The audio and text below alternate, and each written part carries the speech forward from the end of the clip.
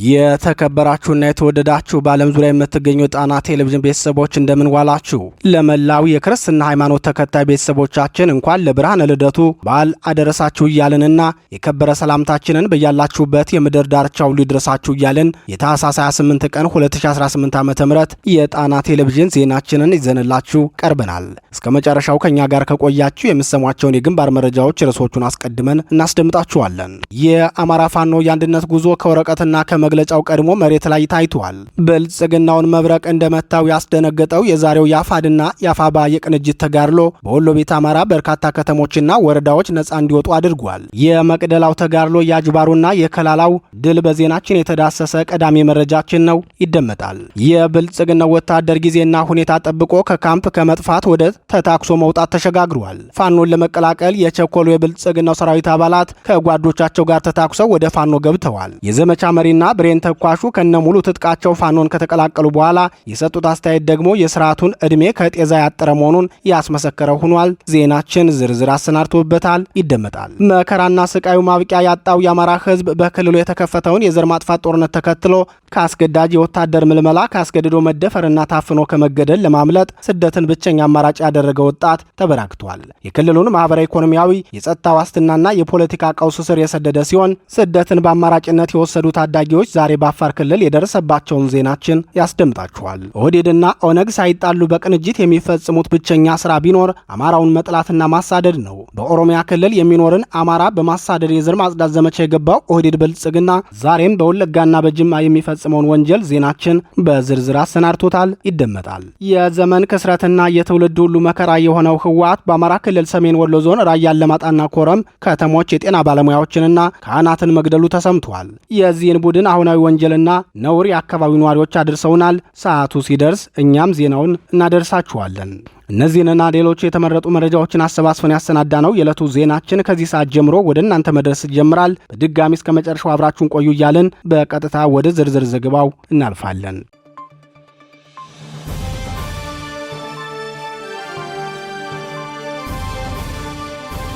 መቅደላ ነጻ ወጣ። የአማራ ፋኖ ሁለቱም አደረጃጀቶች ቅንጅት ፈጥረው ባደረጉት ተጋድሎ በርካታ የወሎ ቤት አማራ ወረዳዎችና ከተማዎች ነጻ መውጣታቸው ታወቀ።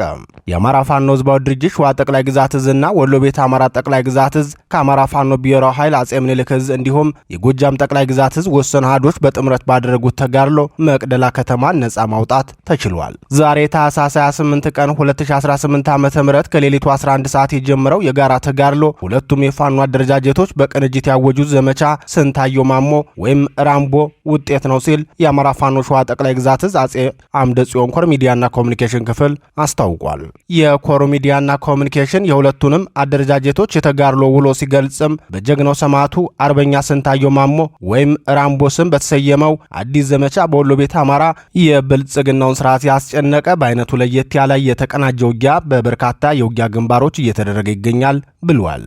ገና ከሌሊቱ 11 ሰዓት የተጀመረውና ሁለቱም የፋኖ አደረጃጀቶች በቅንጅት የሚያካሂዱት የዘመቻ አርበኛ ስንታየው ማሞ ወይም ራምቦ ተጋድሎ በከለላ ወረዳ በጤርጤራ፣ በጃማ ደጎሎ፣ በተንታ አጅባር፣ በመቅደላ፣ በወግዲ፣ በልጓማ፣ በውጫሌ፣ በለጋሃዲ፣ በለጋምቦ፣ በሐይቅ ዙሪያና በሌሎችም ተጨማሪ የወሎ ቀጠናዎች ተጋድሎች ተካሂደዋል። ከሁለቱም የአማራ ፋኖ አደረጃጀቶች የተውጣጣ የፋኖ ሰራዊት የሚያደርገው ተጋድሎ እስካሁን ባለው የውጊያ መረጃ በርካታ ቁጥር ያለው የብልጽግናው ሰራዊት ሙትና ቆስለኛ ሲሆን ገና ከጅምሩ በርካታ እጁን መስጠት መጀመሩም ታውቋል። ከሰራዊት ኪሳራው በተጨማሪም የብልጽግናው ሰራዊት ካምፖችም መውደማቸው የተገለጸ ሲሆን መቅደላ አምባን ጨምሮ ሌሎች የወረዳ ከተሞች በዘመቻ ስንታየው ማሞ ወይም ራምቦ በፋኖ ቁጥጥር ስር መግባታቸው ተረጋግጧል። የአማራ ፋኖ የተጋድሎ ውሎ ተጠናክሮ በቀጠለበት በዚህ ሰዓት የሁለቱም የፋኖ አደረጃጀቶች በቅንጅት የሚያደርጓቸው ተጋድሎች ደግሞ ለብልጽግናው ሰራዊት ከባድ ፈተናን ሆነውበታል። በቅርቡ በወሎ ቤት አማራ የአማራ ፋኖ ብሔራዊ ኃይል ሁለት እዞች ማለትም አጼ ምኒልክ እዝ እና ደጃዝማች በላይ ዘለቀ እዝ ወሎ ቤት አማራ ላይ ባደረጉት ተጋድሎ በመቶዎች የሚቆጠር የብልጽግና ሰራዊት ከጥቅም ውጭ መደረጉ ይታወሳል። ዛሬ ደግሞ የሁለቱም አደረጃጀቶች አካል የሆኑ እዞች እያካሄዱት ያለው ተጋድሎ ለብልጽግናው ስርዓት ፖለቲካዊና ወታደራዊ ኪሳራን ያስተናገደበት ሆኗል። አስቀድሞም ቢሆን በወታደራዊ ሜዳው አቅመቢስ የሆነው የብልጽግናው ስርዓት ትልቁ ጉልበቱ የነበረው የፋኖን ልዩነት በማጉላት አለመተማመንን ማስፋትና አንድነት እንዳይፈጠር ማድረግ ነበር። ሆኖም የአማራ ፋኖ መሪዎች ያለፈውን ዓመት የተናጠል ጉዟቸውን ሲመለከቱ ብልጽግናው አትራፊ የሆነበት መንገድ መሆኑን ከገመገሙ በኋላ የአንድነት መንገድን መጀመራቸው ለብልጽግናው ሰራዊት ከባድ ፈተና ሆኖበታል። በዛሬው የወሎ ቤት አማራ የቅንጅት ተጋድሎ የተካሄደውም ታዋቂውና ጀግናው የአማራ ታጋይ የነበረው አርበኛ ስንታየው ማሞ ወይም ራምቦን የሚዘክር የጋራ ዘመቻ ለማድረግ ውይይት ከተካሄደ በኋላ በተላለፈው ውሳኔ ነው። በዚህ ውሳኔ የአማራ ፋኖ ሁለቱም አደረጃጀት መሪዎች የወሰዱት አርቆ አስተዋይነትና አማራዊ ስነ ልቦና በታጋዩ ዘንድ ከፍተኛ ከበሬታን ያስችራቸው ሆኗል። ገና በማለዳው ተጋድሎ ከፍተኛ የብልጽግናው ሰራዊት የወደቀ ሲሆን ከተሞችና ወረዳዎችም ነጻ መውጣት ጀምረዋል። የተጋድሎውን ተጨማሪ የድል መረጃዎች በምሽቱ ዜናችን ይዘን የምንመለስ መሆኑን ከወዲሁ እያሳወቅን ወደ ተከታዩ መረጃችን እናልፋለን።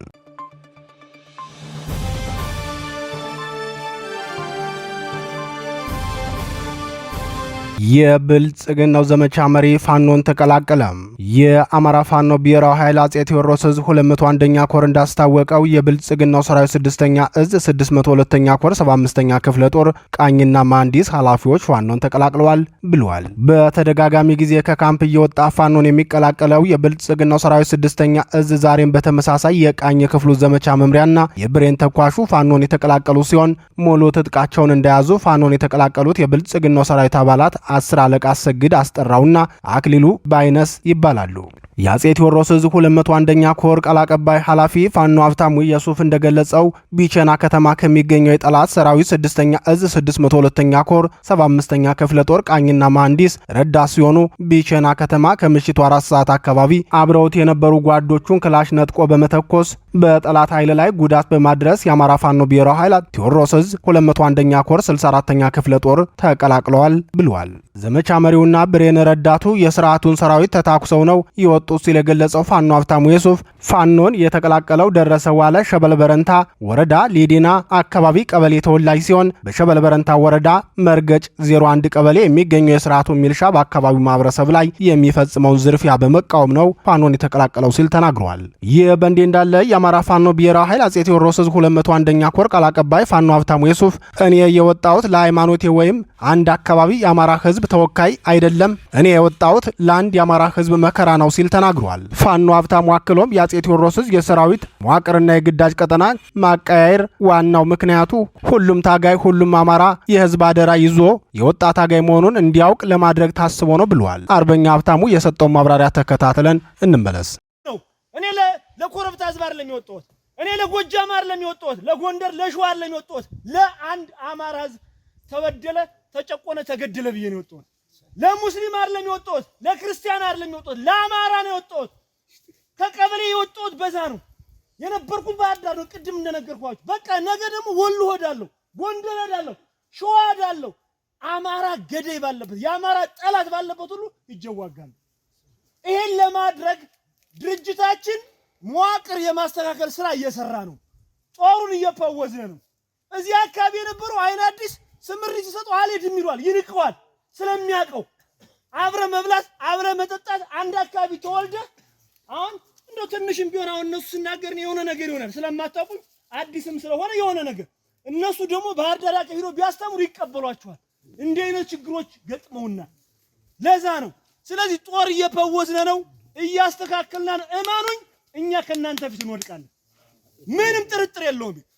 ጦሩን አሁን በዛ ልክ ስለገጠመ ነው። አሁን በየቦታው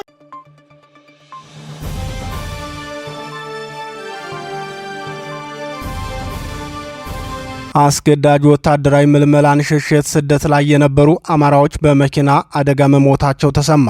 በብልጽግናው ስርዓት አስገዳጅ ወታደራዊ ምልመላን ሽሽት ላይ የነበሩ የአማራ ተወላጆች አፋር ክልል ውስጥ በመኪና አደጋ መሞታቸው ተሰምቷል። የአማራ ህዝብ በብልጽግናው መንግስት ከተከፈተበት ዘረፈጅ ጦርነት የተነሳ በክልሉ ከፍተኛ ማህበረ ኢኮኖሚያዊ ቀውስና ፖለቲካዊ አለመረጋጋት ሰፍኗል። የዜጎች ኑሮ ዋስትና ማጣት ደግሞ ስደትን ብቸኛ ከሰቆቃና ከግፍ ማምለጫ መንገድ አድርገው እንዲወስዱት ያስገደዳቸው ሲሆን በተለይም ትምህርት ቤት መቋረጥ፣ በክልሉ ያለው አስገዳጅ ወታደራዊ ምልመላ፣ አፈሳ፣ የሴቶች በብልጽግና ወታደር የሚፈጸመው አስገድዶ መደፈርና በጥርጣሬ ተፈርጀው መገደል የአማራን ወጣት ስደት ላይ ብቻ ተስፋውን እንዲያደርግ ተገዷል። ይህን የተረዳው የብልጽግናው መንግስትም ትምህርት ያቋረጡ ታዳጊዎችን እየመለመለ ወደ መካከለኛው አረብ ሀገራት ለቤት ሰራተኝነትና ለጥበቃ የሚልክ ሚኒስቴር መስሪያ ቤት አዋቅሮ በሙፈሪያት ካሚል እንዲመራ አድርጓል። የብልጽግናው ስርዓት ሁሉን አቀፍ ግፍና ጭቆና ሸሽተው ወደ መካከለኛው ምስራቅ በመጓዝ ላይ ከነበሩት የአማራ ታዳጊዎች መካከል 22 የሚሆኑት ዛሬ ሌሊት ሰመራ ከተማ ላይ በደረሰ አደጋ ህይወታቸው ሲያልፍ 30 የሚሆኑት ደግሞ ከባድ ጉዳት ደርሶባቸው ወደ ሆስፒታል መወሰዳቸው ታውቋል።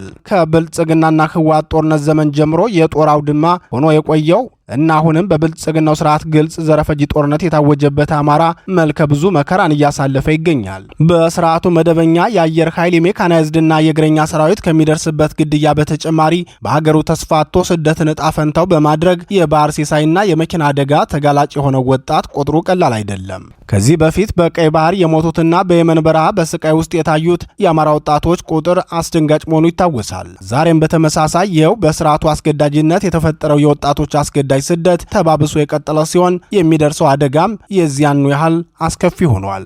ዛሬም ስደትን ካፈናና ካስገድዶ መደፈር ብቸኛ ማምለጫ አማራጭ ያደረጉ የአማራ ወጣቶች የደረሰባቸው አደጋ የተከሰተው ንጋት 11 ሰዓት አካባቢ ሲሆን ከስርዓቱ ጋር ቀጥተኛ ግንኙነት ባላቸው ህገወጥ ደላላዎች ወደ ውጭ ሀገራት ለመሻገር የተሰባሰቡ አማራዎችን ጭኖ ሲጓዝ የነበረ ተሳቢ ተሽከርካሪ በሰመራ ከተማ አደባባይ ላይ በመገልበጡ አደጋው መድረሱን የጣና ምንጮች ገልጸዋል። በአፋር ክልል ሰመራ ከተማ ዛሬ ታህሳስ 28 ቀን 2018 ዓ.ም ንጋት ላይ በደረሰ አሰቃቂ የትራፊክ አደጋ የ22 ሰዎች ህይወት ማለፉንና 30 ሰዎች ላይ ከባድ የአካል ጉዳት እንደደረሰባቸው የክልሉ የኮሚኒኬሽን ቢሮ አስታውቋል።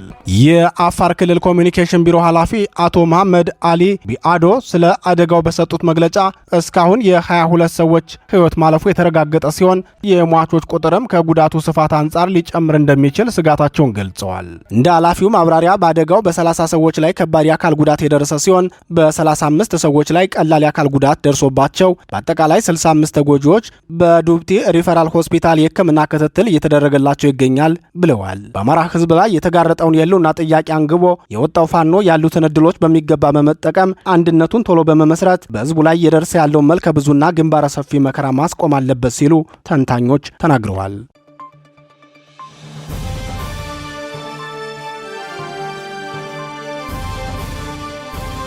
የብልጽግናው የዘር ማጽዳት ተጠናክሮ ቀጥሏል።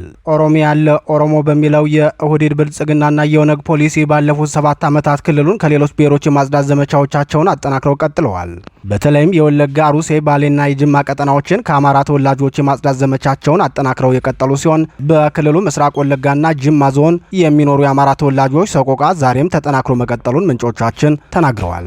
የአካባቢው ነዋሪዎች ለጣና ቴሌቪዥን በላኩት መረጃ እንደገለጹት በቀጠናው የገባው የክልሉ መንግስት ሰራዊት ከፍተኛ የጦር ወንጀል እየፈጸመ ነው። በጅማ ዞን ጌራ ወረዳ ቦሩና ሳደሮ አንድ ክፍለ ጦር የሚሆን የፌዴራል መንግስት ወታደርና የክልሉ ልዩ ኃይል ገብቶ አዳሩን በርካታ ንጹሃንን አፍኖ የወሰደ ሲሆን ሴቶችን በቡድን ደፍሯል ሲሉ ገልጸዋል። የብልጽግናው ሰራዊትና የኦሮሚያ ልዩ ኃይል በከፍተኛ ቁጥር ወደ አካባቢው መግባቱን ተከትሎ ከፍተኛ ወንጀል እንደተፈጸመ የገለጹት የጣና ቴሌቪዥን ምንጮች እስካሁን በተለየ መልኩ ከፍተኛ አፈሳ እየተፈጸመ ነው ብለዋል። በተለይም ቦሩ በሚባል ስፍራ የገባው የብልጽግናው ሰራዊት በርካታ ንጹሃንን ማሰሩን ተከትሎ ራሳቸውን ለመደበቅ ወደ ጫካ ሲሸሹ የነበሩ 2 ንጹሃን አርሶ አደሮች በጥይት ተደብድበው መገደላቸውን ገልጸዋል። በኦሮሚያ ክልል የተለያዩ አካባቢዎች አማራ ተወላጆችን ማፈናቀልና ማሳደድ በአዲስ መልኩ ከተጀመረው ወራት ቢቆጠርም ምንም አይነት መፍትሄ እንዳላገኙ የሚገልጹት ነዋሪዎቹ ይህን የጦር ወንጀል በዋናነት እየፈጸመ የሚገኘው ደግሞ የኦሮሚያ ልዩ ኃይልና የኦነግ ሸኔ ሰራዊት በመናበብ መሆኑን አክለው ገልጸዋል። በዚሁ በጅማ ዞን ጌራ ወረዳ ዋላ ቀበሌ እንጭና መርዳሳ በሚባሉ መንደሮች ባሳለፍነው ሳምንት በርካታ ቁጥር ያላቸው የሃይማኖት አባቶችን ጨምሮ ከ700 በላይ የአማራ አርሶ አደሮች ታፍነው መወሰዳቸውን ጣና ቴሌቪዥን መዘገቧ ይታወሳል። አርሶ አደሮቹ እስካሁን ድረስ እንዳልተለቀቁ የቅርብ ቤተሰቦቻቸው ለጣና ቴሌቪዥን የገለጹ ሲሆን በዚሁ በጌራ ቦሩና ሳዳሮ በሚባሉ ስፍራዎች ዛሬ የተፈጸመው ድርጊትም ተመሳሳይ መሆኑን አስታውቀዋል። በዛሬው አዳር በአካባቢው በርካታ ንጹሃን አርሶ አደሮች ታፍነው መወሰዳቸውን የገለጹት ምንጮች በአካባቢው ከፍተኛ ውጥረት በመንገሱና ነዋሪዎችን በመበታተናቸው የጥቃቱ ሰለባ የሆኑትን አርሶ አደሮች ቁጥራቸውን ለማወቅ እንዳልተቻለ ተናግረዋል። በሌላ ዜና በዚሁ በኦሮሚያ ክልል ምስራቅ ወለጋ ዞን ጊዳ አያና ወረዳ የንጹሃን አፈሳ ተጠናክሮ መቀጠሉ የተሰማ ሲሆን በትናንትናው ዕለት መሳሪያ አላችሁ ተብለው ከቤታቸው ታፍነው የተወሰዱ 15 አርሶ አደሮች በግፍ መገደላቸውን የዓይን እማኞች ለጣና ቴሌቪዥን ተናግረዋል። አፈናው ዛሬም መቀጠሉን የገለጹት ምንጮቻችን በ3 ቀን ውስጥ 184 ንጹሃን አርሶ አደሮች ሴቶችና ህጻናት ታስረው ከተወሰዱ በኋላ የሰብአዊ መብት ጥሰት ተፈጽሞባቸዋል ሲሉ የአካባቢው ነዋሪዎች ገልጸዋል። በጊዳያና ወረዳ መንደር 11 በብልጽግናው ሰራዊት ከቤታቸው ታፍነው የተወሰዱ አማራዎች በህዝብ ፊት እርቃናቸውን አድርገው ከፍተኛ ድብደባ እንደፈጸሙባቸው የገለጹት የዓይን እማኞች ከ50 በላይ ሴቶችም ታፍነው ከተወሰዱ በኋላ የአስገድዶ መድፈር እንደተፈጸመባቸው ተናግረዋል። 18 ዓመት ያልሞላቸው 2 ሴቶችም በቡድን መደፈራቸውን የአካባቢው ነዋሪዎች ገልጸዋል። እንደ ነዋሪዎቹ ገለጻ ዛሬም በሌሊት በመንደር 2 ከፍተኛ አፈና መፈጸሙን ገልጸው በርካታ የአካባቢው ነዋሪዎች ሀብት ንብረታቸውን በመተው ወደ ጎረቤት ክልሎች እየተሰደዱ እንደሆኑ አስታውቀዋል። ይህ ዜና እስከተጠናቀረበት ሰዓት ድረስ ከ360 በላይ አርሶ አደሮችን ከአካባቢው በመሰወር ወደ ወታደራዊ ካምፕ እንዳስገባቸው ምንጮቻችን ተናግረዋል። በአካባቢው የሚኖሩ ንጹሃን የአማራ ተወላጆች ላይ የተጀመረው ጥቃት ተጠናክሮ እንደቀጠለ የገለጹት የዓይን እማኞች በንጹሃን ላይ ስለሚፈጸመው አፈሳና እስር ምክንያት ሲያስረዱም አርሶ አደሩ ያፈራውን ሀብት ንብረት ለመውረስ ነው ሲሉ ገልጸዋል። የአማራ ተወላጅ አርሶ አደሮች ዓመቱን ሙሉ ሰርተው ያመረቱትን ሰብል በተደጋጋሚ እንደሚዘረፉ የገለጹት ምንጮቻችን ከሰሞኑ የተጀመረው አዲስ ዘመቻን በጅማ ዞን የቡና አዝመራ ለገበያ መድረሱን ተከትሎ መሆኑን አክለዋል።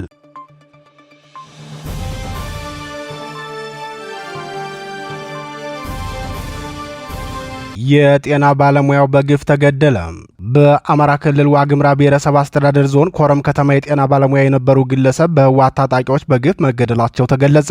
የጣና ቴሌቪዥን ምንጮች የጤና ባለሙያው የተገደሉት ዛሬ ሌሊት ነው ሲሉ ተናግረዋል። በሰሜን ወሎ ዞን ራያ አላማጣ በኮረም ቀጠና እንዲሁም ሌሎች 6 ወረዳዎች የገባው የህወሓት ቡድን በቀጠናው በሚገኙ አብያተ ክርስቲያናት ላይ አዲስ መመሪያ እንዳስተላለፈ የገለጹት ምንጮቻችን በትናንትናው ዕለትም ይህንን መመሪያ አይቀበሉም የተባሉ ወጣቶችና አዛውንቶች እንዲሁም የሃይማኖት አባቶች በገፍ ወደ ወታደራዊ ካምፕ እየተወሰዱ ሲሆን በኮረም ከተማ ቤት ለቤት እየገቡ ካወጧቸው ወጣቶች መካከል አብዛኞቹም በጥይት ደብድበው እንደገደሏቸው የዓይን እማኞች ለጣና ቴሌቪዥን ገልጸዋል። በተለይም በኮረም ከተማ የሚገኙ ነዋሪዎችን ክፉኛ ያስቆጣው የህወሓት ታጣቂዎች የጦር ወንጀል አንድ በከተማዋ ይኖሩ የነበሩና አቶ አማረ አለሙ የተባሉ የጤና ባለሙያ ከመኖሪያ ቤታቸው አውጥተው ከወሰዷቸው በኋላ ገድለው ጥለዋቸው መሄዳቸውን ተናግረዋል። የጤና ባለሙያው ከቤት ተወስደው የተገደሉት በተለምዶ ኮረም ከተማ ኮረፌ ተራ የሚባል ሰፈር መሆኑን የሚናገሩት የአካባቢው ነዋሪዎች በግፍ የተገደለው አቶ አማረ አለሙ በዛሬው ዕለት ወደ ትውልድ ስፍራው በሰላ ወደሚባለው ቀበሌ ተወስዶ በዚያው ቀብሩ ተፈጽሟል ብለዋል። ከጤና ባለሙያው አቶ አማረ አለሙ በተጨማሪ ሌላ የመንግስት ሰራተኛም በጥይት መመታቱን የገለጹት ምንጮቻችን አቶ ተስፋ ከበደ የሚባሉ የውሃ ልማት ሰራተኛ ከህወሓት ታጣቂዎች በደረሰባቸው ጥቃት ከባድ ጉዳት አስተናግደው በኮረም ሆስፒታል ጽኑ ሕክምና ክፍል እንደሚገኙ ገልጸዋል። ህወሓት በቀጠናው ይህንን ሁሉ ግፍ እየፈጸመ ያለው አማራነታቸውን ያቀነቅናሉ በተባሉ ሰዎች ላይ መሆኑን የገለጹት ምንጮቻችን ከሰሞኑ በቤተ ክርስቲያን ላይ አዲስ አዋጅ ማውጣቱን ተከትሎ ይህን አዋጅ ተፈጻሚ ለማድረግ በርካታ ታጣቂ ኃይሉን አስገብቷል ተብሏል። ወደ ስፍራው የገባው የህወሓት ወራሪና ተስፋፊ ታጣቂ ኃይል በአማራ ተወላጆች ላይ ከፍተኛ ግፍ እና በደል እየፈጸመ መሆኑን የዓይን እማኞች ተናግረዋል። ለሃይማኖት አባቶች የወረደውን መመሪያ አስመልክቶ አስተያየታቸውን የሰጡት እማኝ በየትኛውም የጸሎት ሰዓት ፈጣሪ ኢትዮጵያንና ህዝቦቿን ይባርክ በሚል እንጠቀመው የነበረውን የማሳረጊያ ጸሎት በአሁኑ ሰዓት ፈጣሪ አገረ ትግራይን ይባርክ በሚል እንዲስተካከል ትእዛዝ ወርዷል ብለዋል። ይህን ትእዛዝ በርካታ የሃይማኖት አባቶች ባለመስማማታቸው የሚያገለግሉትን ቤተ ክርስቲያን ለቀው እየወጡ መሆናቸውን የገለጹት ምንጮቻችን ይህንን ሀሳብ ይቃወማሉ የተባሉ ወጣቶችንም እያፈኑ እየወሰዱ ሲሆን ከተወሰዱት መካከል አብዛኞቹ ተገድለው እንደተጣሉ ተረጋግጧል ብለዋል።